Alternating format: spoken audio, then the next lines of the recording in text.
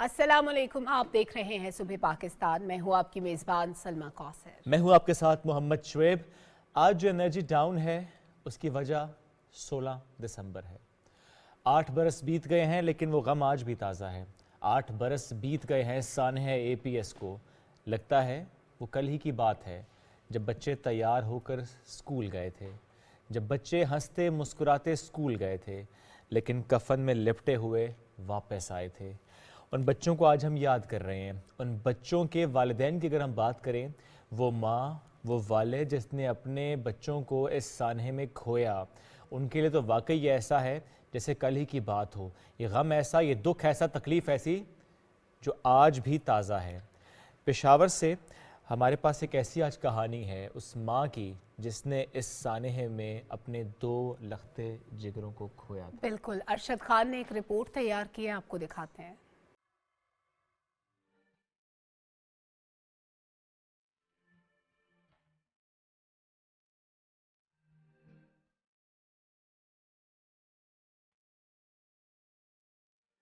पेशावर के फौजी फाउंडेशन हस्पताल में मुलाजमत करने वाली फलकनाज का गम हर साल 16 दिसंबर को ताज़ा हो जाता है। इस सानहे में उन्होंने अपने 2 बेटों को खोया। आर्मी पब्लिक स्कूल में खेली गई खून की होली में कई माएँ अपने लख्ती जिगर की जुदाई का गम लिए जिंदगी काटने पर मजबूर हैं, लेकिन फलकनाज वो माँ है जिन्होंने एक नहीं 2 बेटे इस हादसे में गंवाए। 5 वक्त नमाज के लिए ये लोग कोशिश करते थे कि हम पहले मस्जिद जाएं और आज़ान दे दें।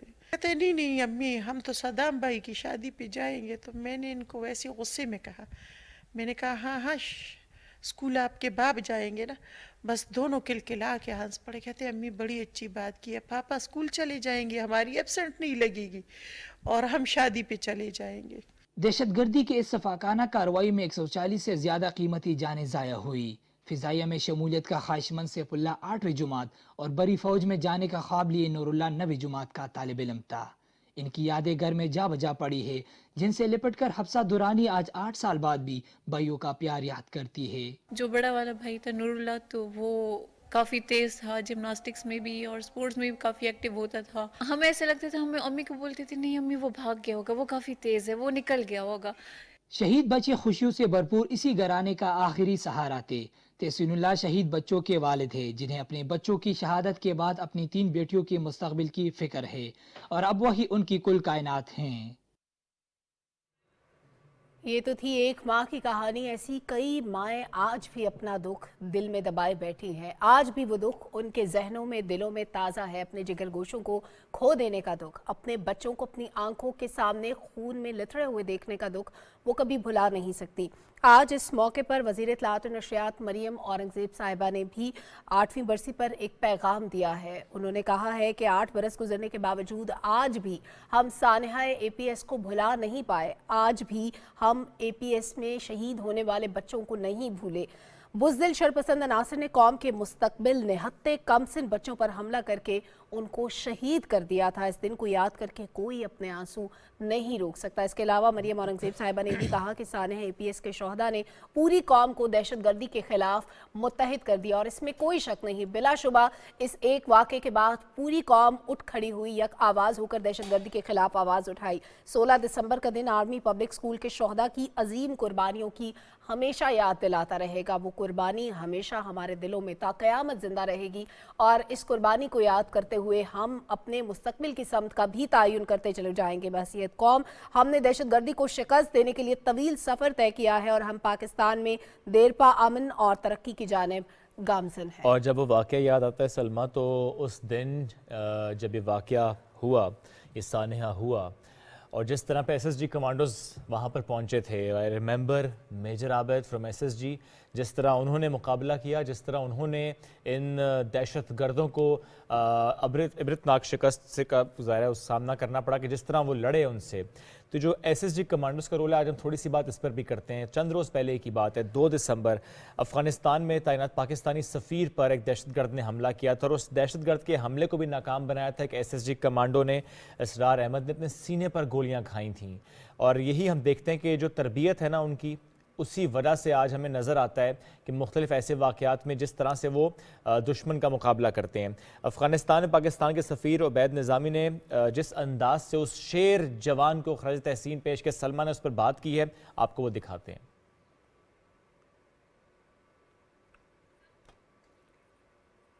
اور کچھ دیر میں بالکل اس کو وہ بھی دیکھیں گے کہ اس رپورٹ میں کیا تھا. شعیب یہ ایک چھوٹا سا سرپرائز رکھتے ہیں تاکہ ڈیٹیل شیئر کریں ہم اپنے ویئرز کے ساتھ. لیکن ایس ایس ٹی کے جوانوں کی جو ٹریننگ ہے, ان کا جو کردار ہے, یہ ایک بڑی زبردست قسم کا ایک پروسیس ہوتا ہے جس سے وہ گزرتے ہیں. اور ہمارے جو ایس ایس جی کے جوانوں کی ٹریننگ ہوتی ہے, یہ ایک بہت بڑی ریزن ہے کہ دشمن جب بھی پاکستان کی طرف آنکھ اٹھا کے دیکھتا ہے تو 10 بار سوچتا ہے کہ پاکستان کے یہ شیر دل جوان جو ہیں یہ کسی صورت ہمیں پاکستان کی طرف نہیں دیکھنے دیں گے, پاکستان کو آنچ بھی نہیں آنے دیں گے. اور اس کا عملی مظاہرہ ہم نے دیکھا اس واقعے میں جب 2 دسمبر کو جوان نے سینے پر گولیاں کھائیں اور جن سفیر کی جان بچائی. ان کے بڑے خوبصورت ریمارکس سے انہوں نے کہا کہ میں کہانیاں سنا کرتا تھا, میں کہانیوں میں سنتا تھا کہ ایس ایس جی کے جو کمانڈوز ہوتے ہیں ان کا رول ایسے امپورٹنٹ ہوتا ہے, ان کی ٹریننگ ایسے ہوتی ہے, وہ اس طرح بہادری سے لڑتے ہیں. لیکن جب میں نے اپنی آنکھوں سے دیکھا تو مجھے یقین آیا. بالکل, اور جنہوں نے کہا نا کہ آنکھوں سے دیکھا تو یقین آیا. اور اگر میں بات کروں اس کمانڈو کی تو اس نے کہا کہ سفیر کی جان بچانا بہت ضروری تھا, اس لیے میں نے دشمن کو کامیاب نہیں ہونے دیا.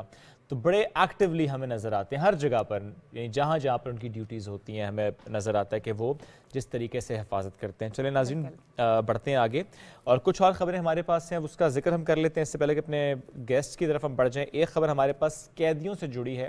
ہم یہ تو دیکھتے تھے کہ قیدیوں کے لیے تعلیم کا انتظام کیا جاتا تھا, جیلوں میں ہم دیکھتے ہیں کہ تدریس کا عمل ہوتا ہے, لیکن یہ پہلی بار پاکستان میں فیصلہ کیا گیا ہے کہ ایم ڈی کیٹ کا انعقاد کرایا جائے گا. وفاقی وزیر صحت قادر پٹیل صاحب نے کہا ہے کہ پاکستان میڈیکل کمیشن اب قیدیوں کے لیے ایم ڈی کیٹ امتحان کا انعقاد کرے. ترجمان کے مطابق پی ایم سی نے تمام پبلک سیکٹر یونیورسٹیز کے وائس چانسلرز کو اگلے سال سے جیلوں میں ایم ڈی کیٹ منعقد کرنے کی ہدایت جاری کی ہیں.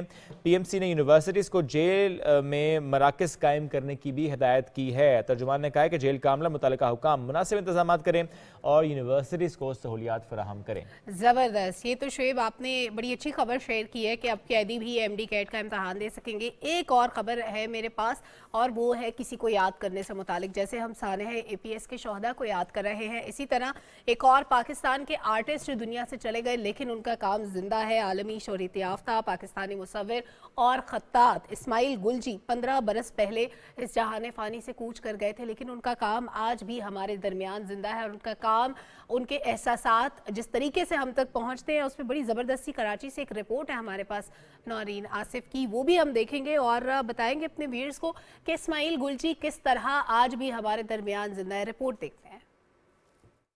رنگوں کے ذریعے اپنے جذبات, قدرتی مناظر اور معاشرے کی حقیقت کو کینوس پر اتارنا بھی ایک دل فریب فن ہے جسے مصوری کہا جاتا ہے. مصوری اسلامی خطاطی اور تجریدی آرٹ میں منفرد پہچان رکھنے والے اسماعیل گلجی کو رنگوں کے استاد اور گلجی کے نام سے بھی جانا جاتا ہے. 1926 کو پشاور میں پیدا ہونے والے گلجی نے انجینئرنگ کی تعلیم حاصل کی. انہوں نے کبھی مصوری کی کوئی رسمی تعلیم حاصل نہیں کی, لیکن فطرت کی رعنائیوں اور قوس قزح سے لطف اندوز ہو کر ایسے شاہکار تخلیق کیے کہ دیکھنے والا پلک جھپکنا بھول جائے.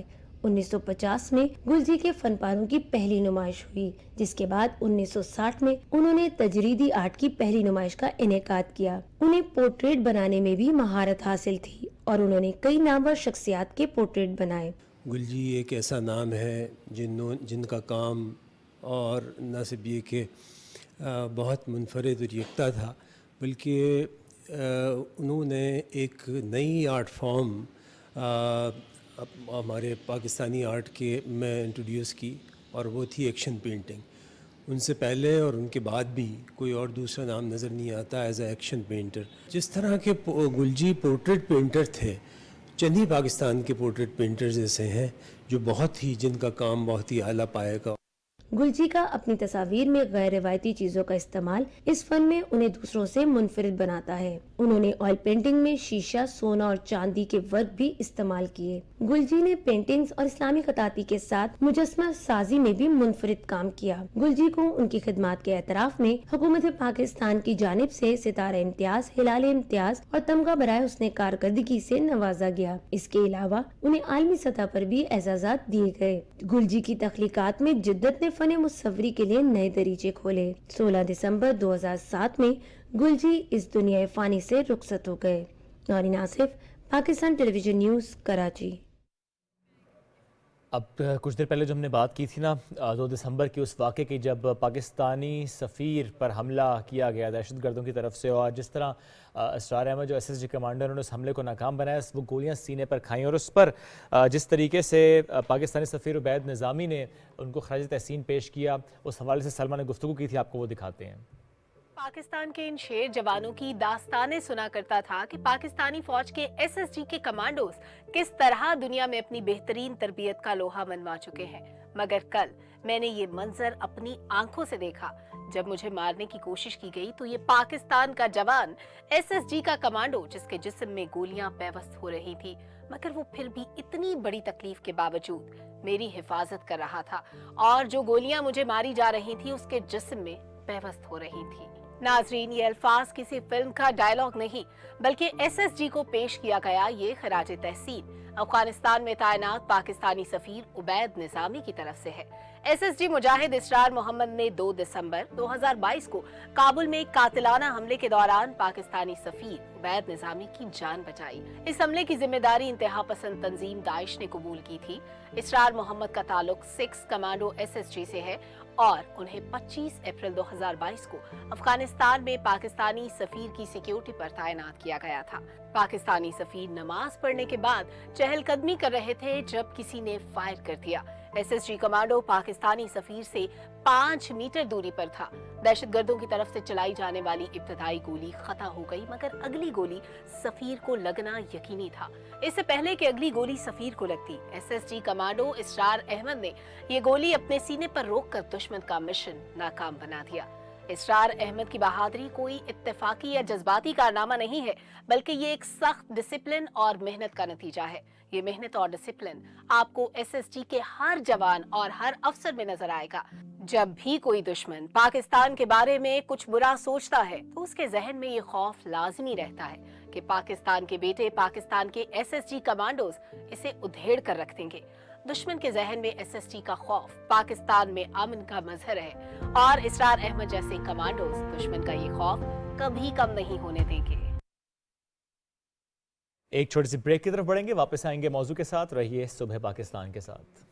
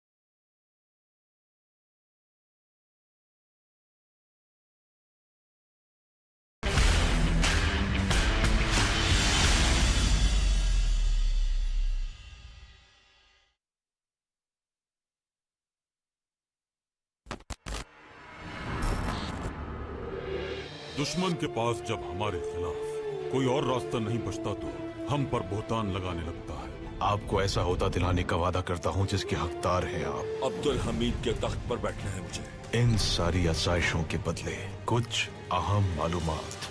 सुल्तान मासूम हिंदुस्तान का दौरा करने वाले हैं। उनकी ये बुज़दिलाना चालें हमें और ज्यादा मजबूत बनाती हैं। अब्दुल हमीद नाकाम होगा। क्या हमने आप पर एतमाद करके गलती की? ये उनका अब तक का सबसे बड़ा हमला होगा।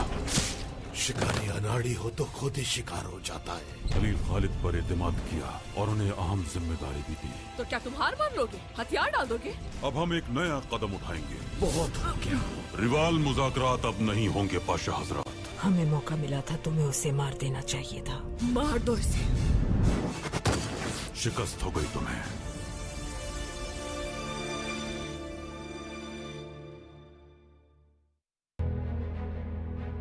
गुफ्तगू सियासी हो या गैर सियासी, बात हो कौमी मफाद की या रियासती इस्तेहकाम की, मौजू मईशत हो या सयाहत व सकाफत या हो खेल का मैदान, खैर की आवाज उठनी चाहिए मिंबर व मेहराब से। एक दूसरे को मुखातिब करना होगा अदब और आदाब से। कैसे होंगे हल अवामी मसाइल, क्या होना चाहिए मीडिया का किरदार। देखिए चौथा सुतून जुमा, हफ्ता और इतवार, सिर्फ PTV न्यूज पर।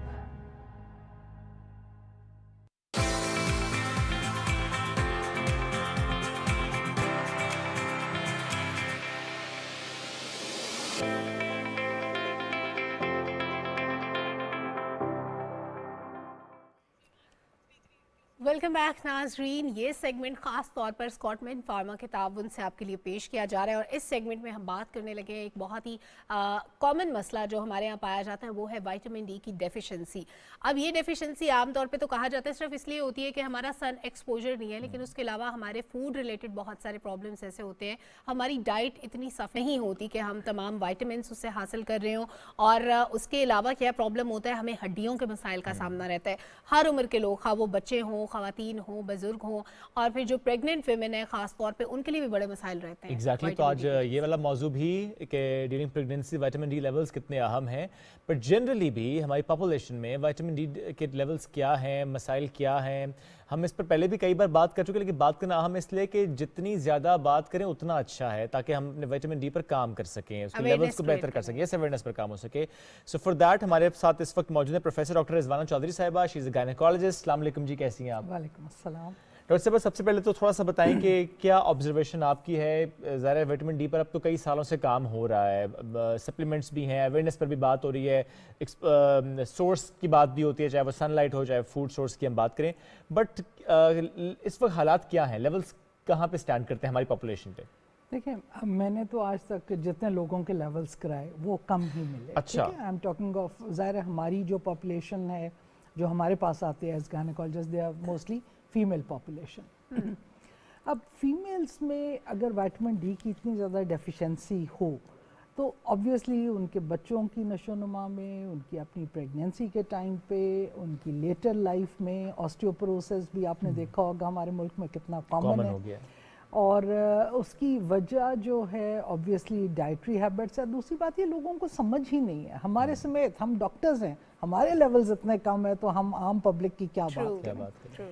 तो विटामिन डी के साथ बहुत से नुकसानात हैं विटामिन डी की कमी से, ठीक है, लेकिन having said that vitamin D की अगर एक्सेस हो जाए तो उसके भी अपने प्रॉब्लम्स हैं। तो आपको एक बैलेंस रखना है, ये बहुत ज़रूरी है, ठीक है। तो लेवल्स कराना जो है वो भी अच्छा खासा एक महंगा टेस्ट है। मसला ये है 3500 रुपीस का। जी, टेस्ट महंगा है, मतलब आपने कराया डॉक्टर साहब कोई टेस्ट नहीं छोड़ा, इसने कोई टेस्ट बिल्कुल ठीक ठाक है, लेकिन सिर्फ चेक करा लेते हैं कि ठीक हूँ, चेक करते रहना चाहिए। It is an expensive test, ठीक है, तो आप उसको बार बार मॉनिटर उसके ऊपर भी नहीं कर सकते हैं, लोग अफोर्ड ही नहीं कर सकते, ठीक है। और एक ऐसी चीज़, हमारे मुल्क का सबसे बड़ा अलमिया ये है कि हम प्रिवेंशन की तरफ तो जाते ही नहीं। हमें जब कोई बीमारी होती है हम सिर्फ तभी जाते हैं, वो भी तब जब बीमारी इस तरह की है कि अब आपकी नॉर्मल माँ ने ये कहा, नानी ने ये कहा था, वो सारे आजमा के उसके बाद then you go to a doctor.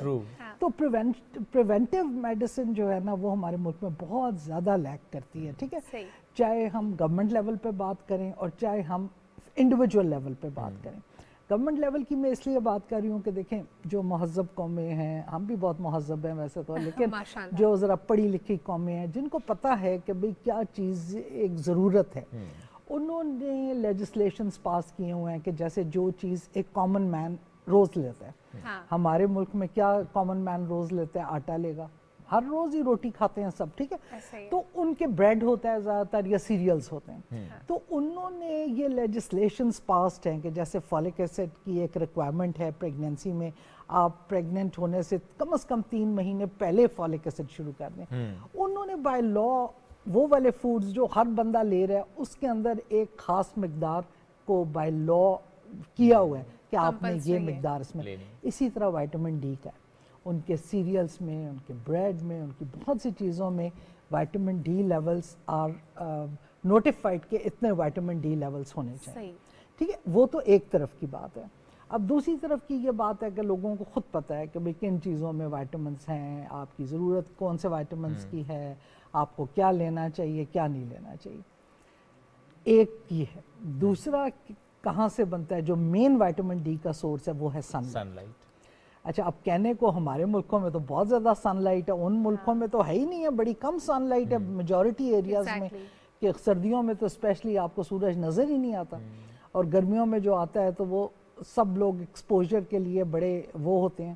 اچھا, ہمیں اس چیز کی سمجھ بھی نہیں ہے. دوسری بات یہ کہ ہمیں تو سورج ذرا سا نظر آئے گا تو ہم سارے ذرا سے کور کر لیں, جو تھوڑا بہت منہ ہاتھ تھوڑے سے ہمارے ہوتے ہیں وہ بھی ہمیں اپنے رنگ کی بڑی فکر ہوتی ہے. So that is the problem, جس کی وجہ سے ہمارا سن ایکسپوجر بڑا کم ہے.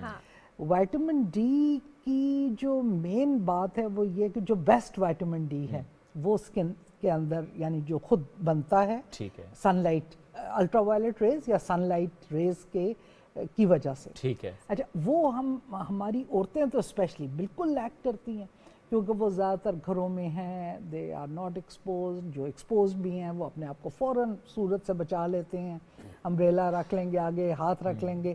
آئی mean they would like to avoid that تاکہ ہم ٹین نہ ہوں.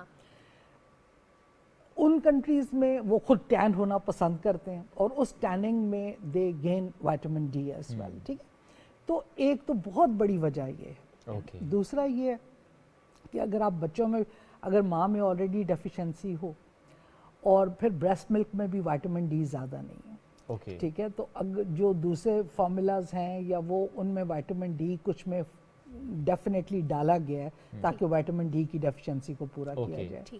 اگر تو ماں میں ڈیفیشنسی نہیں ہے, پھر عام طور پہ بچوں میں کنوے نہیں ہوتی, لیکن پھر بھی وائٹامن ڈی ڈیفیشنسی ہمارے ملک میں آپ کو پتہ ہے ریکٹس ایک ڈیزیز ہے جس میں بچہ صحیح طرح سے چل نہیں سکتا, ٹانگیں یوں مڑ سی جاتی ہیں, وہ بھی اسی کی ڈیفیشنسی سے اور کیلشیم کی ڈیفیشنسی سے ہوتا ہے. ٹھیک ہے, اسی طرح آپ آگے چلیں, اگر ایڈلٹس میں یہی ہے تو آسٹیوملیشیا جس میں بونز بڑی برٹل سی ہو جاتی ہیں, ایزیلی فریکچر ہو جاتی ہیں. ٹھیک ہے, اس سے آگے چلیں 50 سے ابو تو آسٹیوپروسس میں کیا ہے, جیسے بونز بھرا جاتے ہیں. ٹھیک ہے, تو وائٹامن ڈی کا مین رول کیا ہے, اصل چیز تو یہ, تو اس کا مین رول یہ ہے کہ کیلشیم کا بیلنس مینٹین رکھتا ہے, اور کیلشیم جو آتی ہے آپ کی باڈی میں اس کو لے کے بونز میں ڈپازٹ کراتا ہے. اوکے, ایبزارپشن میں ہیلپ ہوتا ہے. دیٹ مینس کہ جی ایبزارپشن اس کی, اور پھر اس کے بعد بونز میں ڈپازٹ کرانا. اس کی وجہ سے آپ کی بونز مضبوط ہوتی ہیں, بونز, ٹیتھ. ٹھیک ہے, یہ سب اس کے فنکشنز ہیں. اگر ہم اس کو پراپرلی نہیں کنزیوم کریں تو دیٹ مینس کہ ہماری ہڈیاں, ہمارے دانت کمزور ہو جائیں گے. ڈاکٹر صاحبہ, ایک اور ڈفرینس اگر آپ کلیئر کر دیں کہ سم ٹائمس ڈاکٹر ایک ایسا بندہ جس کو وائٹامن ڈی کی ڈیفیشنسی ہے اس کو ملٹی وائٹامن دیتے ہیں جس میں بہت سارے وائٹامن ہوتے ہیں اور اس میں مینشن ہوتا ہے وائٹامن ڈی بھی اس میں ہے, اور سم ٹائمس ڈاکٹر علیحدہ سے سپلیمنٹ دیتا ہے وائٹامن ڈی کا. Which one is best? کیا ہم ملٹی وائٹامن جس میں انکلوڈیڈ ہو وائٹامن ڈی وہ کھائیں یا علیحدہ سے کھائیں وائٹامن ڈی؟ اچھا, میں آپ کو یہ بھی مزے کی بات بتاؤں کہ ہر وہ بندہ جس کے اندر ڈیفیشنسی نہیں بھی ہے, ٹھیک ہے, اب ڈیفیشنسی کیسے پتہ چلتی ہے, جیسے آپ نے بتایا کہ مہنگے سے ٹیسٹ سے, اور اگر 20 سے کم ہے تو اس کا مطلب یہ ہے کہ ڈیفیشنٹ ہے. ٹیسٹ کے علاوہ پتہ نہیں چل سکتا؟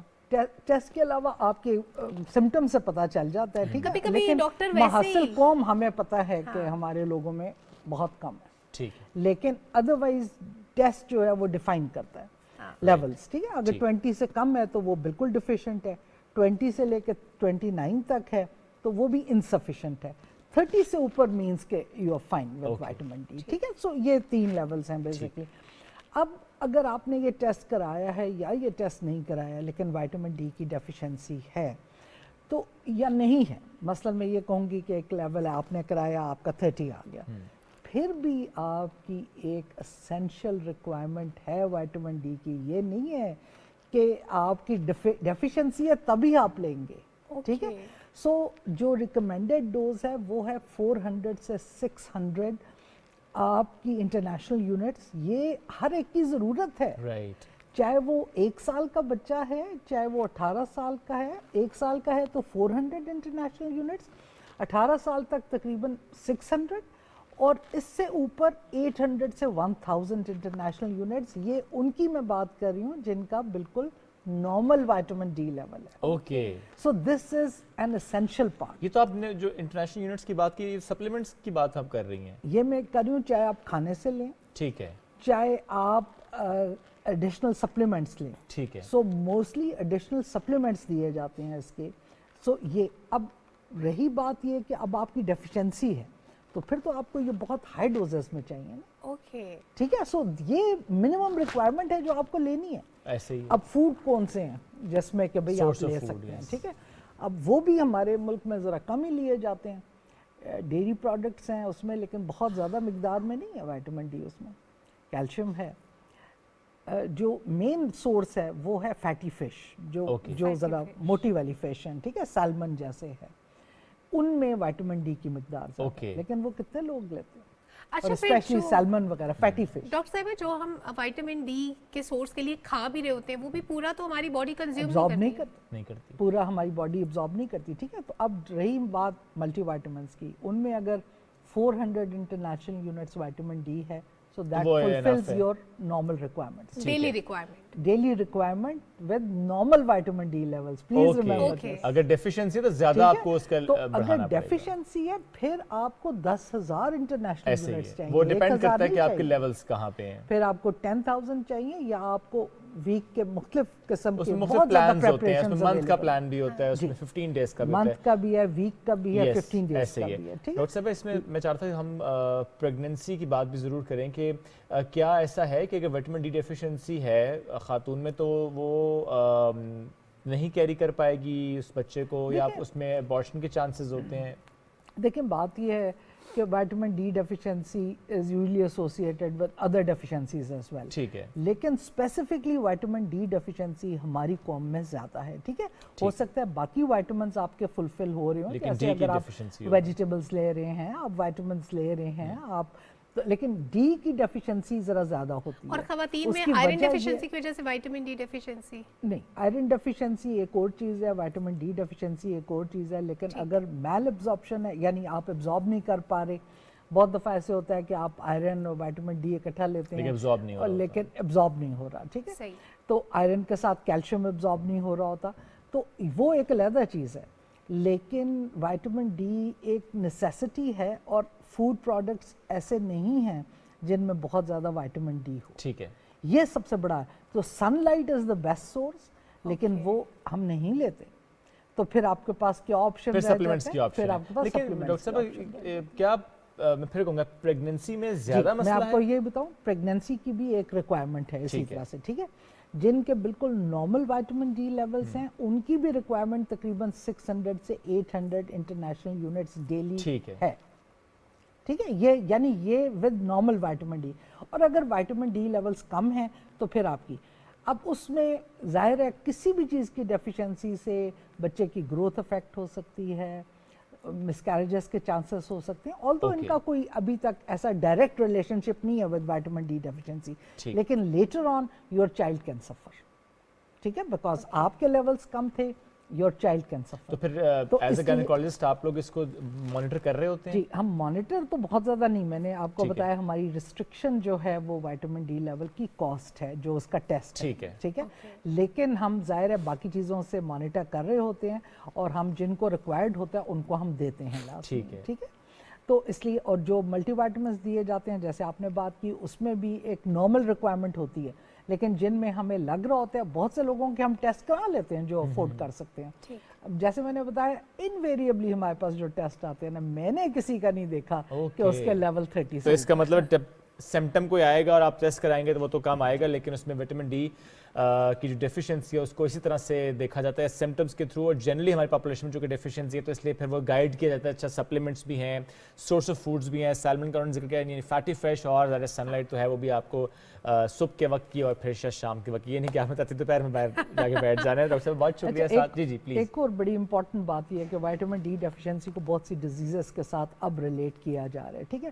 مثلاً کووڈ, ٹھیک ہے, کووڈ میں آپ کو پتہ ہے بہت تحقیق ہوئی, بہت کچھ ہوا, اینڈ اٹ واز فاؤنڈ کہ جن لوگوں میں وائٹامن ڈی کم ہے, ٹھیک ہے, ان لوگوں نے کووڈ کے ساتھ بہت बुरी तरह से बिहेव किया, यानी डेथ उनमें ज़्यादा थी, कॉम्प्लिकेशंस उनमें ज़्यादा थी, चेस्ट इन्फेक्शंस, चेस्ट की प्रॉब्लम्स, और लॉन्ग कोविड भी उन लोगों का ज़्यादा था जिनमें विटामिन डी डेफिशिएंसी थी। तो इसलिए भी विटामिन डी जो है वो इसी तरह पीसीओएस आजकल हमारे मुल्क की एक बड़ी कॉमन प्रॉब्लम है, वो उसका भी रिलेशन विटामिन डी के साथ डेफिनेटली, यानी डेफिशिएंसी बहुत सी बीमारियों की जड़ साबित होती है, तो इसलिए डेफिशिएंट होने से पहले जरूरी है डाइट का ख्याल रखें। बहुत शुक्रिया डॉक्टर साहिबा, बहुत ज़बरदस्त नशिस्त रही आपके साथ और बहुत सी यूज़फुल बातें हमें भी जानने को मिली। लेकिन सिर्फ यहाँ पे मामला ख़त्म नहीं होता, विटामिन डी आपने पूरा रखना है, लेकिन अदरवाइज भी आप अपनी डाइट का, खाने पीने का बड़ा ख्याल रखना है, खास तौर पे हलवे खाने से पहले। क्या हलवे में विटामिन डी होता है? नहीं, ये तो मुझे नहीं पता होता है या नहीं होता। अगर नहीं भी होता तो देखें, हलवा सर्दियों में इसलिए लोग खाते हैं कि उनको लगता है कि उनकी इम्यूनिटी अच्छी हो जाएगी। ये तो कोई डॉक्टर या न्यूट्रिशनिस्ट बताएगा ना कि हलवे खाने चाहिए। नहीं, खास तौर पे गाजर का हलवा जो आप रोज सुबह सुबह जिक्र करते हैं, मुझे पसंद बहुत है गाजर का हलवा। इस पर हम आज बात करेंगे। छोटे से मुझे एक बात याद है कि मैं ना अपनी अम्मी की फ्रेंड की तरफ गया, तो उन्होंने गाजर का हलवा एक बोल में रखा और 7 छोटे बोल्स रखे। तो मैंने थोड़ा सा डाला, मैंने खा लिया, मुझे अच्छा लगा, मैंने फिर थोड़ा सा डाला, मैंने फिर खा लिया। जब मैं तीसरी बार डालने लगा तो मेरी अम्मी ने एकदम से दूसरी प्लेट आई कि बेटा ये खा लो, कुछ और खा लो, छोड़ दो इसको। तो मैंने आंटी को क्या दिया, आंटी मुझे खाने नहीं दे रही। आंटी का बेटा खाओ, मैंने पूरा बोल खा लिया, मुझे पसंद बहुत था। एनीवेज, गाजर का हलवा कितना खाना चाहिए आज हम इस पर बात करते हैं। मेरी तरह आपने ऐसी कोई हरकत नहीं करनी। माएँ कहती है बदनाम कर रहा है हमारा काका कहीं पे जाके, और ये काके को लगता भी नहीं है ना, ये भी तो आंटी देखती है। मेहनत करते हैं, इसके बाद है ना फिर होता है कि फिटनेस का ख्याल रखा जाता है। इतनी मुशक्कत करते हैं कि यहाँ से जाके सो जाते हैं, खाते पीते हैं मजीद। तो जी, ज़ैनब गोंदल साहब हमें ज्वाइन कर चुके हैं, न्यूट्रिशनिस्ट। ज़ैनब, अस्सलाम वालेकुम, गुड मॉर्निंग, कैसी हैं आप? वालेकुम अस्सलाम, अल्हम्दुलिल्लाह बिल्कुल ठीक ठाक। ज़बरदस्त। ज़ैनब, गाजर के हलवे की हम आज बात करें, यूँ तो हलवा जात की बात हो रही है, लेकिन चूंकि मेरा फेवरेट है गाजर का हलवा, आ चुकी हैं सर्दियाँ, तो मैं ज़रूर बात करूंगा गाजर के हलवे की। कोई बात नहीं, गेस्ट हमारे सामने से गुजर रही हैं। अच्छा, मुझे थोड़ा सा जानना है आपसे कि यंग एज में गाजर का हलवा या ऐसे हलवा जात जिसमें देसी घी भी है, जिसमें बहुत से और लवाजमात भी हैं, ड्राई फ्रूट्स भी है, कितना खाया जा सकता है? अच्छा, सबसे पहले तो ये बात कर लेते हैं कि गाजर का हलवा और ये हलवा जात खाने चाहिए भी या नहीं चाहिए, उसके बाद हम उसकी क्वांटिटी पे बात करते हैं। यस, अगर हम बात करें, जैसे फॉर एग्जांपल हमारे पास बहुत सारी सब्जियों के हलवा जात बनते हैं, जिसमें गाजर, कद्दू, पेठा, अंडे का हलवा, ये सारे बहुत कॉमन प्रैक्टिसेस हैं जो सर्दियों में हमारे पास अवेलेबल होते हैं, और हम खाने के लिए उनका वेट भी कर रहे होते हैं कि जैसे ही सर्दियां आएंगी हम उनको खाएंगे। और जैसे अभी आप पहले बात कर रहे थे, हम वाकई ही इसी तरह से उसको खा रहे होते हैं, चाहे वो कोई सा भी हलवा हो, हम उसको जो है ना वो खाने के लिए मतलब हाथ नहीं रोक पाते, हमें आइडिया ही नहीं होता कि हमने कितना ज्यादा खा लिया है। अब कोई भी सब्जी है, चाहे वो गाजर है, पेठा, कद्दू, जो भी हैं जिनके बनते हैं हलवा जात, अगर हम उनकी पर्सनल प्रॉपर्टीज देखें, गाजर की देखें, गाजर में विटामिन ए बहुत ज्यादा होता है, हमारी आंखों के लिए बहुत अच्छा होता है, हमारे खून को बढ़ाने के लिए बहुत अच्छा होता है।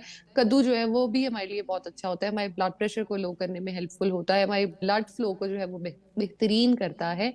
लेकिन जब हम उनको हलवा जात में कन्वर्ट करते हैं तो हमारे खाने की प्रैक्टिसेस यानी पकाने की जो प्रैक्टिसेस हैं वो बहुत ज्यादा गलत हो जाती हैं।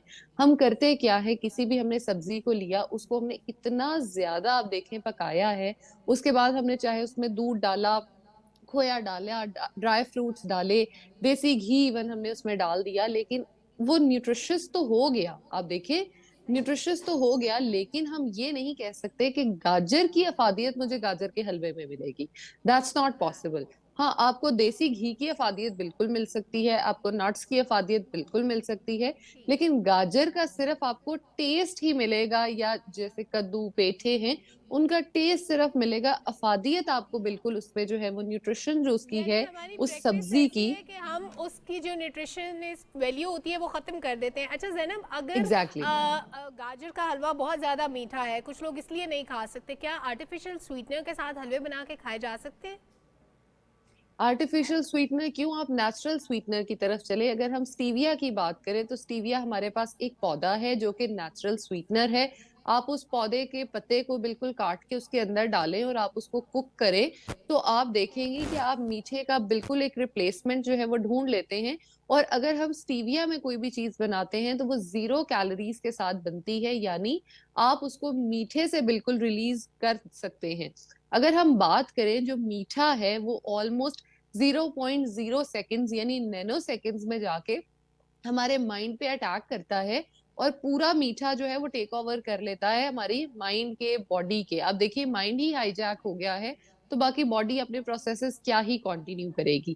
اب مائنڈ جو ہے وہ شوگر کے ساتھ بہت جلدی ہائی جیک ہو جاتا ہے, لیکن ہم اس کو یہ سمجھتے ہیں کہ جیسے حلوہ جات میں ہم بہت ساری چیزوں کو اوور کوٹ کر کے مکسچر بنا کے شاید ہم میٹھے کی جو وہ ایک کہہ لیں کہ سائیڈ افیکٹس ہیں ان کو اوور کم کر سکتے ہیں, تو ایسا بالکل بھی نہیں کیس ہوتا. میٹھے نے اپنے جو سائیڈ افیکٹس دینے ہیں وہ اس نے دینے ہی ہیں. اس لیے بہتر ہے کہ اگر آپ حلوے اور اس طرح کی چیزیں کھانا چاہتے ہیں, دیسی گھی اور نٹس کے آپ جو ہے وہ بینیفٹس لینا چاہتے ہیں, تو آپ ان کو اگر سیویا یا نیچرل سویٹنر جو ہے اس کے ساتھ بنائیں گے تو اس کی زیادہ افادیت ہوگی.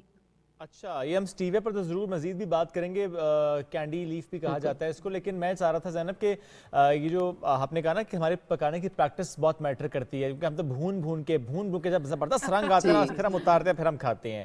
اب اگر میں صرف گاجر کے حلوے کی بات کروں, دیکھیں اس میں دو طرح سے بنتا ہے, ایک دودھ والا گجریلا اور ایک گاجر کا حلوہ جس میں جو خشک والا ہوتا ہے, تو ان دونوں میں سے بہتر کون سا ہوتا ہے پھر؟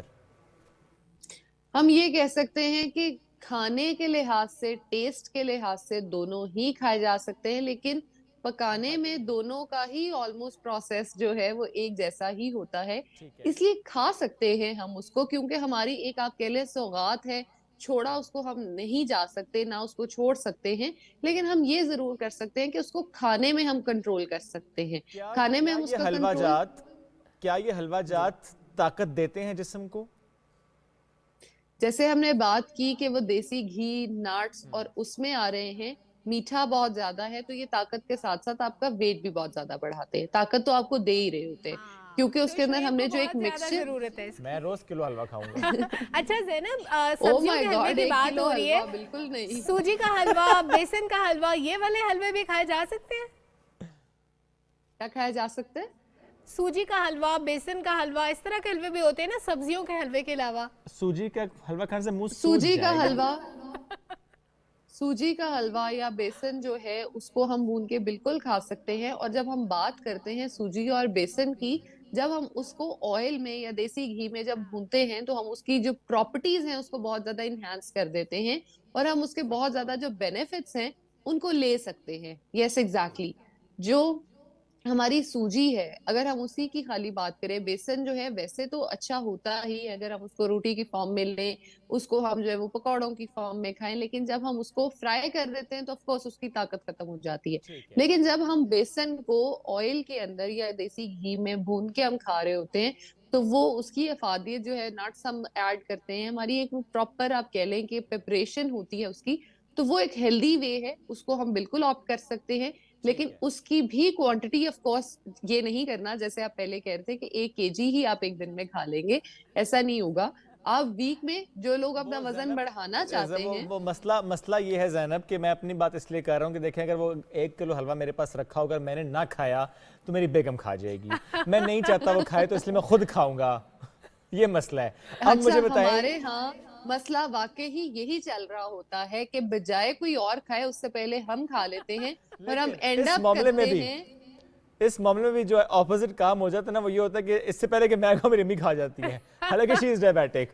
اور اس میں بھی بات یہ کہ وہ ایک دن گاجر کا حلوہ کھا رہی تھی اور ان کا طبیعت تھوڑی سی نا عجیب ہو رہی ہے, شوگر ٹیسٹ کی تو شوگر ہائی آئی, انسولین لگائی اور کھا گئی حلوہ. میں نے کہا کیا کیا یہ, کہتے لگا تو لیا نا انسولین میں نے, اب تو کھاؤں گی میں, انسولین لگائی ہے میں نے. تو ایسے پریکٹس بھی ہمارے یہاں ہوتی ہے کہ حلوہ ضرور کھانا ہے چاہے انسولین ہم بڑھا لیں.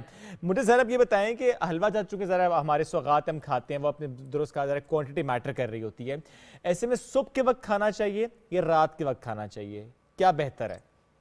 ان کو ہمیں آلموسٹ کہہ لیں دوپہر کے ٹائم کنزیوم کرنا چاہیے, کیونکہ اگر ہم صبح اٹھتے ہی کھاتے ہیں تو یہ بہت زیادہ ہمارے سٹمک پہ ہیوی ہوتے ہیں, اور جیسے کہ ہمارا سٹمک ساری رات خالی رہا ہوتا ہے تو صبح اٹھتے ہی اگر ہم اس پہ بہت زیادہ لوڈ ڈال دیں گے تو وہ آپ کہہ لیں ہمارے میٹابولزم کو بالکل شٹ ڈاؤن کر دے گا. اس کو لگے گا کہ اتنی زیادہ کیلوریز آ گئی ہیں, وہ ان کو ایبزارب نہیں کرائے گا باڈی کے اندر.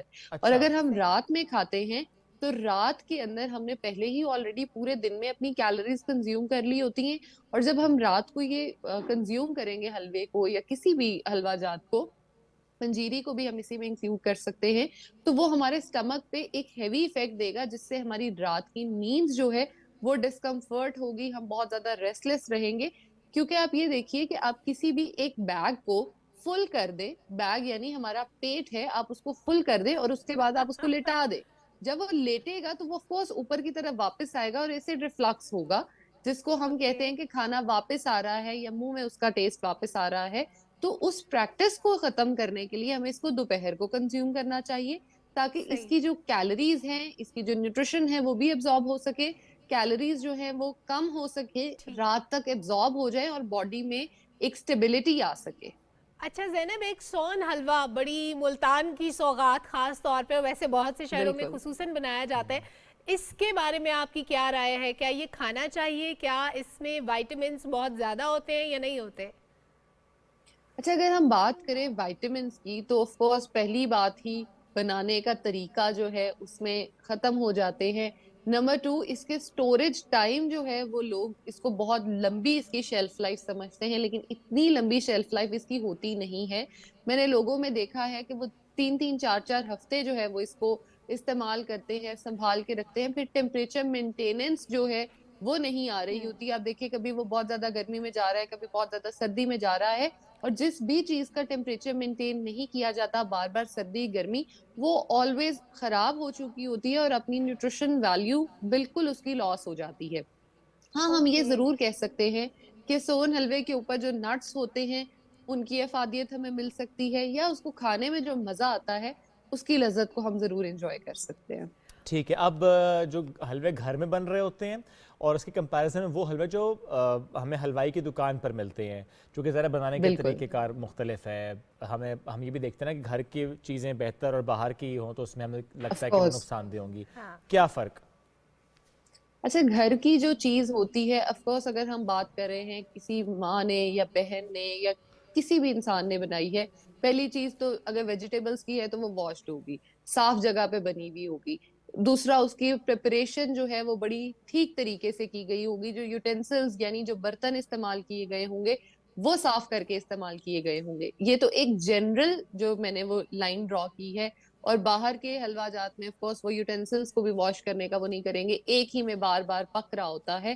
نمبر 2, ہم جو آئل یوز کریں گے, جو گھی یوز کریں گے, وہ ہم صاف یوز کریں گے جو پہلے سے یوزڈ نہیں ہوگا. لیکن کمرشل یوز کی جب ہم بات کرتے ہیں تو ایک ہی گھی اگر ان کا یوز نہیں ہوا تو وہ نیکسٹ ڈے نیکسٹ پروڈکٹس میں دوبارہ استعمال کر دیں گے. اور گھی کو یا آئل کو جب ایک سرٹن ٹیمپریچر پہ لے کے جایا جاتا ہے اور اس کے بعد اس کو ری ہیٹ کرتے ہیں تو آپ سمجھ لیں اس کے افادیت بالکل ختم ہو جاتی ہے, بلکہ وہ ہمارے نقصان دہ ہو جاتا ہے. جو آئل کے اندر ٹرائی گلیسرائڈز ہوتے ہیں وہ بہت زیادہ بننے شروع ہو جاتے ہیں اور جو کہ ہماری باڈی کے لیے نقصان دہ ہوتا ہے. اگر ہم یہ دیکھیں کہ آئل کا بار بار ری ہیٹ کرنا ہمارے لیے بیماریوں کا باعث ہوتا ہے. نمبر 2, اس کے ساتھ جو چیزیں پریپریشن کر کے لانگ ٹرم شیلف لائف ہوتی ہے وہ ان حلوہ جات کی, وہ لوگ تو آف کورس کوشش کرتے ہیں کہ جتنا لمبا چل سکے ہماری چیز بک سکے, ہم اتنا لمبا اس کو لے کے چلیں. لیکن گھروں میں ہماری پریکٹسز یہ ہوتی ہیں کہ جیسے ہی حلوہ بنتا ہے اسی دن سے کھانا شروع کر دیا جاتا ہے یا اسی ٹائم پہ اسی دن یہ کہہ سکتے ہیں اگر زیادہ بنا ہے تو یہ ذرا بہتر ہے کہ آپ نے گرم گرم حلوہ پکایا اور کھایا میری طرح. ٹھیک, کلو آپ نے نہیں کھانا, بالکل ہم نے ویسے بات کر لی کلو کی, لیکن اگر بہت دل کر رہا تو کھا بھی لیں میری طرح کے وہ لوگ جو وزن بڑھانا چاہتے ہیں. بہت شکریہ زینب, ساتھ موجود تھیں آپ اور اس سے متعلق ہم سے گفتگو کر رہی تھی. ایک بریک کی طرف پڑیں گے, واپس آئیں گے, ساتھ رہیے. Welcome back after the break. Iqbal کے افکار کی بات کریں گے, ان کے ہر دور کی ہم بات کرتے ہیں, جس طرح رومانوی شاعری کی, جس طرح بچوں کے لیے نظمیں لکھیں, جس طرح نوجوانوں کو بیدار کیا, ہم اس کی بات تو کرتے ہیں. لیکن ڈیلی بیسس پر ڈسکشن کرتے کرتے ہم نے ایک کتاب کا بھی ذکر کیا تھا, اور آج ہم کوشش کریں گے کہ ایک شعر کو پک کریں اور اس شعر میں مخاطب اقبال نے کس کو کیا اس کی ہم بات کریں. شعر میں کہنا کیا چاہتے ہیں ہم اس کی بات کریں. بڑا مشہور شعر, اکثر آپ نے کہیں پر تحریر دیکھا ہوگا, پڑھا ہوگا, ہم اکثر حوالے بھی دیتے ہیں. نگاہ بلند سخن دل نواز جان پرسوز, یہی ہے تخت سفر میرے کارواں کے لیے. اس شعر پہ آج ہم بات کریں گے. ہمیں پروگرام میں جوائن کر رہے ہیں لائف کوچ ہیں, ماہر تعلیم ہیں, کرنل ریٹائرڈ محمد اکمل صاحب, پرنسپل ہیں فوجی فاؤنڈیشن کے. السلام علیکم جی, کیسے ہیں آپ؟ وعلیکم السلام. So good to have you sir. Absolutely. Sir ہم چاہیں گے کہ ہمیں بھی اور ہمارے سننے والوں کو بھی اس شعر پہ آج تھوڑا سا بتائیں, بالکل جس طرح بھی آپ نے شروع سے, جس کو کہتے ہیں شروع سے سر, شروع سے. اعوذ باللہ من الشیطان الرجیم, بسم اللہ الرحمن الرحیم. رب اشرح لی صدری ویسر لی امری वहलुल उक़दतन मिन लिसानी यफ़क़हू क़ौली। सदक़ल्लाहुल अज़ीम। असल में ये जो शेर आपने अभी पढ़ा, ये माखज़ है इसी आया मुबारक से। इसको ज़रा थोड़ा सा इसके लिंक्स को इस्टेब्लिश करते हैं। हज़रत मूसा अलैहिस्सलाम की ये दुआ है कुरान पाक में, ऐ रब करीम मेरा सीना कुशादा कर दे, मेरा सीना खोल दे। सीने की कुशादगी से मुराद जो ली जाती है, जो इम्प्लाइड की, इल्म से रोशन कर दे, मेरे मुनव्वर कर दे मेरे सीने को, वयस्सिरली अमरी, और मेरे काम को आसान कर दे। वाहलुल उक़दतन मिन लिसानी, और मेरी बातचीत के अंदर अगर जो ठहराव नहीं है, या मेरी बातचीत के अंदर लुकनत है, या मेरी बातचीत के अंदर वो फ्लुएंसी नहीं है, दूर कर दे, तो उसको दूर कर दे। और सर लुकनत दूर करने के लिए बड़ी अच्छी दुआ है ये दुआ जो है ना, ये हमारे हर बच्चे को याद होनी चाहिए। Exactly. जब हम उसको उसकी इब्तदाई उसकी जब तरबिया का जब आगाज़ करते हैं, तो ये दुआ जो है ये उसका हिस्सा होनी चाहिए। और यफ़क़हू क़ौली, ताकि मैं जो बात करूं वो सच्ची दिल के अंदर जाके उतरे। अब ये जो है ना, ये इसको जब हम देखते हैं तो ये तीन बड़े वाज़े ट्रेट इसके अंदर से निकल रहे हैं, इल्म, नॉलेज, विजडम, ये सीने की कुशादगी। वो यफ़क़हू क़ौली, कंफर्म ही विद, मुझे मेरी जो लुकनत है, या मेरी रवानी, या मुझे इफेक्टिव कम्युनिकेशन स्किल दे दे, मेरी जुबान में तासीर रख दे। और यफ़क़हू क़ौली, ताकि मेरी जी बात जो है ये बिल्कुल सिद्क़ के साथ दिल के अंदर जाके उतर जाए। अब ये निगाह बुलंद, सुखन दिल नवाज, जाँ पुरसोज, निगाह बुलंद को हम किस तरह से एक्सप्लेन करें कि ये नॉलेज है जो आपको विजन देता है, दूर तक देखने की सलाहियत देता है, विजडम अता करता है। आप नॉलेज के बगैर आपकी मुआशरत के अंदर आप देखिए कि हम क्या होंगे अगर हम से इल्म ख़त्म कर दिया जाए। इंसान की तो मिराज ही इल्म के साथ जो है उसका ताल्लुक है। बेशक कि जब अल्लाह ताला ने फरिश्तों को हुक्म दिया कि जो मैं तुम्हें कुछ अल्फाज पूछता हूँ और जब वो अल्फाज नहीं आए, तो इंसान को तो अल्फाज सिखा दिए थे, इल्म दे दिया था। बिल्कुल। तो उसी तौकीर उसको बढ़ाया, उसकी तौकीर को, इंसान की तौकीर को बढ़ाया और फरिश्तों से कहा कि सजदा कर दो इसको। तो इल्म का जो ताल्लुक है वो डायरेक्टली हमारी इंसान की जो है ना, वो उसकी स्ट्रेंथ है, उसको ताकतवर करती है इल्म। अब उसकी जितनी डायमेंशंस और जेहतों को तो हम इस वक्त ज़ेरे बहस नहीं ला सकते। स्किल्स भी इसी के अंदर शामिल है। फिर दूसरे नंबर के ऊपर सुखन दिल नवाज, इफेक्टिव कम्युनिकेशन स्किल्स। इल्म हो और उसको कम्युनिकेट ना किया जा सके, बेफायदा। ये ऐसा ही है जैसे कंप्यूटर के अंदर डाटा तो सारा मौजूद है, लेकिन उसके ड्राइवर्स नहीं है। ड्राइवर्स नहीं है and you are helpless then. तो इफेक्टिव कम्युनिकेशन स्किल्स, जाँ पुरसोज। अब ये वो इंसान का जो बका है, उसके अंदर जो जिन चैलेंजेस का उसको सामना है, वो इस जाँ की पुरसोजी के अंदर अल्लाह पाक ने रखी। क्या है वो जाँ की पुरसोजी? जाँ की पुरसोजी है आप बच्चों के लिए एम्पथी। एम्पथी क्या है? एम्पथी है दर्द को महसूस करना, जैसे फील करना। जैसे मेरे सामने वाला दर्द के अंदर मुब्तला है, तो उस दर्द को मुझे उसी शिद्दत के साथ महसूस करने को एम्पथी कहते हैं। इसकी स्टेजेस है ना, एपथी होती है, कोई गल नहीं, अगर इसको दर्द हो रहा है तो होने दो। सिंपथी होती है, इसको दर्द हो रहा है। लेकिन जो एम्पथी है वो आपकी मुआशरत का कोर है।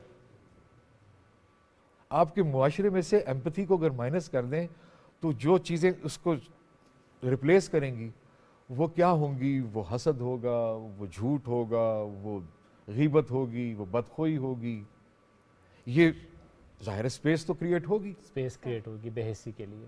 تو یہ تینوں چیزیں, اور اس کو وہ بیٹا رخت سفر ہے. اوکے, رخت سفر ہے کہ زاد راہ, جو زندگی کا سفر ہے اس میں آپ کے پاس جو کرایہ ہے, جو آپ کے پاس جو چیز ہونی چاہیے اس سفر کو گزارنے کے لیے, یہ رخت سفر. اور وہ کس کا رخت سفر ہے؟ میر کارواں کا. اب میر کارواں کون ہے؟ میر کارواں ایک استاد بھی میر کارواں ہے, ایک فوجی جو اپنے کمانڈر کے ساتھ ہے, جو کمانڈر ہے وہ بھی میر کارواں ہے, ملک کا جو اولو الامر ہے ہمارے, جو تمام معاملات کو جو چلا رہے ہیں, ایڈمنسٹریشن کر رہے ہیں, وہ بھی میر کارواں ہیں. تو یہاں میر کارواں سے اقبال جس کی طرف اشارہ کر رہے ہیں وہ مرد مومن ہے, وہ استاد ہے. اور یہ تین چیزیں اگر اس کے اندر موجود نہیں ہیں, یا ان میں سے کوئی ایک چیز بھی مسنگ ہے, تو وہ میر کارواں نہیں ہو سکتا, لیڈر نہیں ہو سکتا, وہ لیڈر نہیں ہو سکتا. تو لیڈرشپ کی یہ اقبال نے جو تین چیزیں بیان کر دی ہیں, چوتھی کوئی چیز نہیں ہے, ورنہ اقبال ضرور یہاں پر اس کو مینشن کر دیتے. یہی ہے رخت سفر میر کارواں کے لیے. تو ہمیں اس حوالے سے اس کو ہم آئسولیشن میں بھی نہیں دیکھ سکتے. Okay, it has to be seen in a bigger picture. اس کو پورا پیراڈائم کے اندر ہی اس کا اطلاق ہو سکتا ہے, اس کو کٹ پیسٹ نہیں کیا جا سکتا. یو ہیو ٹو لیو دس وے. کیا بات ہے. اور ایک میر کارواں یہ ماڈل اپنانا پڑے گا. اور یہ ماڈل الٹیمیٹ ماڈل کون سا ہے؟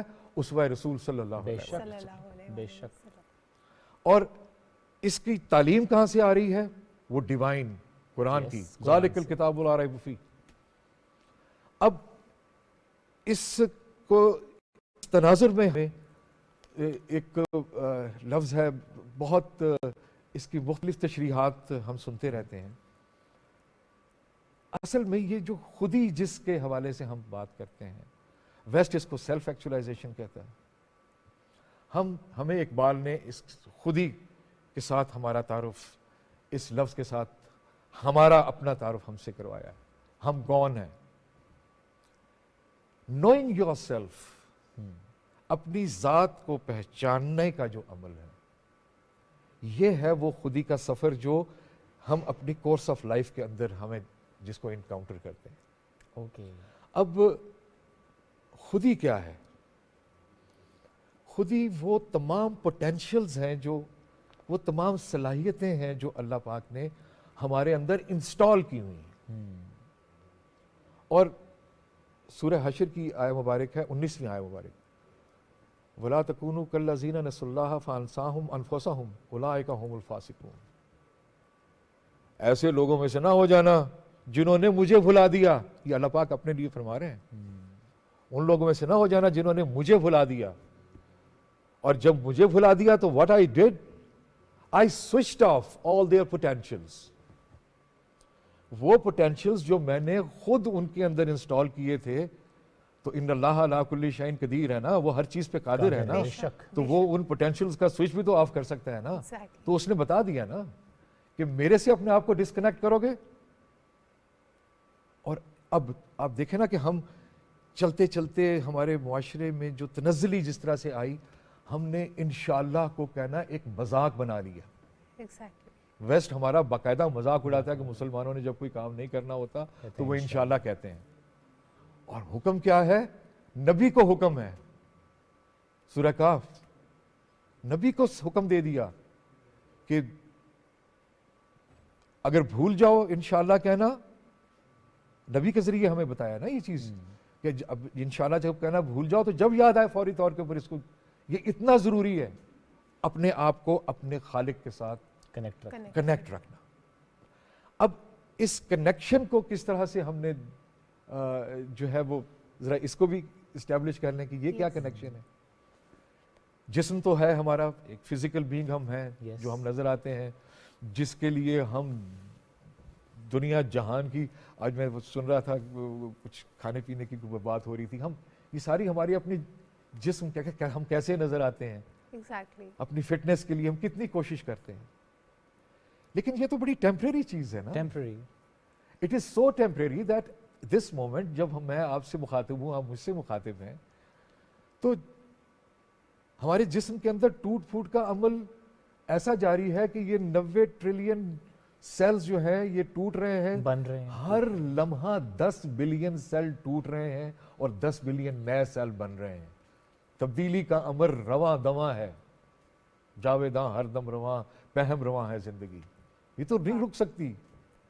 اب یہ رکنے کا, یہ جو ہمارے چینج کے اس عمل کو ہم جسم میں تو محسوس کرتے ہیں, لیکن ایک چیز ہے جو کانسٹنٹلی ہمارے جو ہماری بینگ ہے اصل میں, and that is over spirit, ہماری روح. روح کیا ہے؟ اللہ پاک نے فرمایا قرآن پاک میں کہ جب میں اس کے اندر اپنی پھونک دوں, something which had to come from the creator, which has to be infused into the human physical being کے اندر جب وہ گئی تو پھر ہی اس کی توقیر بڑھی نا. تو اس کے اندر سے کیا آیا, ہمارے اندر روح آئی نا. تو روح کے ساتھ بھی ایک پورا صلاحیتوں کا ایک پورا کوانٹم ہمارے اندر آیا. الرحمن الرحیم المالک القدوس السلام المومن المہیمن العزیز الجبار المتکبر, یہ ساری یہ اس کی خصوصیات, یہ ساری اس کی صفات ہیں نا. تو یہ صفات بھی تو انفیوز ہوئی نا انسان کے اندر. لیول ہم جس کو ڈسکس کر سکتے ہیں کہ ہمارے اندر کیا ہوگا, اور جو ہمارے دیا کتنا گیا, جنہوں نے ہمیں اس چیز سے آشنا کروایا وہ کس لیول کے اوپر ہوں گے, اس کا تو ہمارے پاس کوئی پیمانہ ہی نہیں ہے نا. اور پھر ہمیں عطا کتنا ہوا, ہم نے یوٹیلائز کتنا کیا. یہ ہے خودی, یہ ہے خودی بیٹا, کہ جس وقت ہم نے اپنی ذات کے ان پوٹینشلز کو ڈسکور کر لیا, تو اس کی ڈسکوری ہی جو ہے وہ آپ کو آپ کے رب کے ساتھ جڑنے کا, اللہ نے کہا ہے نا کہ مجھے بھلا دو گے تو میں تمہارے اوپر آشکار ہی نہیں ہونے دوں گا. We have to believe this. یہ وہ ڈس بلیف ہے جس نے ہمیں خودی کی جو مختلف تشریحات ہیں, ہم کبھی اس کو جو ہے وہ خودداری شاید اس کا ایک کرتے ہیں, لیکن اصل میں یہ اپنے مالک سے اپنے آپ کو جوڑنا ہے. تو جب جڑتے ہیں ہم اپنے مالک سے, ہماری اسپرٹ جب جو ہے وہ اس کی بالیدگی ہوتی ہے, جب ہماری اسپرٹ کی ایلیویشن ہوتی ہے, تو پھر ہمارے اوپر یہ جو ہماری پوٹینشلز ہیں وہ خود آشکار ہونا شروع ہوتے ہیں, اور پھر اس کا اپنا ایک اس کا استعمال جو ہے وہ وزڈم کے زمرے کے اندر پھر وہ چیزیں چلی جاتی ہیں. کیسے ہمیں اس کا استعمال کرنا ہے. سر بہت شکریہ, بڑا اچھا لگا. وقت بڑا مختصر تھا لیکن آپ سے سن کے خوبصورتی سے ایلیبریٹ کیا آپ نے, نہ صرف اس شعر کو بلکہ خوبصورت دعا جو کہ ایک بار پھر سے ریپیٹ کے دیتے ہیں وہ لوگ جو ہمیں سن رہے ہیں, دیکھ رہے ہیں. سر نے بڑی خوبصورت دعا جس کا آغاز میں ذکر کیا, ربی اشرح لی صدری ویسر لی امری یفقہوا قولی, اپنی زندگی کا حصہ بنا لیں اس دعا کو, تاکہ اللہ تعالیٰ آپ کی بھی گفتار میں وہ تاثیر پیدا کرے جو کہ جس کا اقبال نے ہمیشہ ذکر کیا, وہ تاثیر جو آپ چاہتے ہیں اور جو بات آپ کہہ رہے ہوتے ہیں وہ دوسروں تک اسی طرح پہنچے. بہت شکریہ سر, آج آپ مہمان بنے اور آپ نے ہمیں پڑھایا, ہمیں سکھایا کہ کس طرح ہم اقبال کی تعلیمات کو پوری طرح تو نہیں سمجھ سکتے, لیکن اس کا ایک ذرہ ہی صحیح اگر ڈیلی ہم ایک شعر کو ہی بالکل سمجھنے کی کوشش کریں تو یہ بھی ہماری طرف سے بڑی زبردست کوشش ہوگی. بالکل ایسا. ایک بریک کی طرف بڑھیں گے, واپس آتے ہیں, ساتھ رہیے.